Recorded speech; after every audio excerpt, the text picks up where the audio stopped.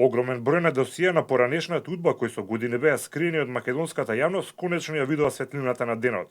Сите тие се најдоа во едицијата Црните страници на удба.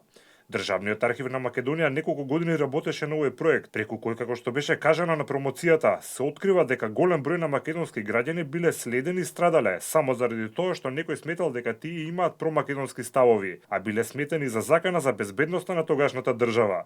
Предмет на оперативна обработка биле и луѓе за кои немало никакви докази дека работеле против тогашниот естаблишмент, а според документите воопшто не се водело сметка за угледот или пак за судбината на тие личности. За првиот човек на архивот, ова е голем ден за земјава. Малку денови имаат вакво значење во животот на еден човек како овој денешниот. Ве молам да не ми забележите за возбудата затоа што ми е тешко истата да ја совладам.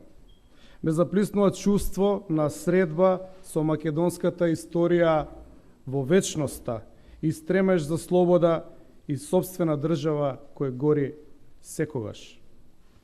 Стремеж скапо платен, стремеж до сега сокриен. Зверства оправдани со скапа пропаганда.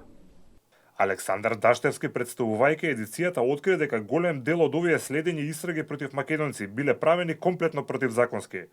Сите овие материјали пред нас, што денеска ги промовираме, се неовластено направени во временски период од 55 години, иако поранешна Југославија била членка на Обединетите нации, официјално ја прифатила повелбата на организацијата од 1945 година, нели април, во Сан Франциско, како и Универзалната декларација за човековите права од 1948 година. Според најавите, сите оние кои што се интересираат за овој дел од македонската историја ќе можат набрзо оваа едиција да ја најдат во библиотеките низ земјава. Таа е составена од 16 книги во 9 тома. Инаку мотото на денешната голема промоција на овие документи е символично наречена историја што чека да биде откриена.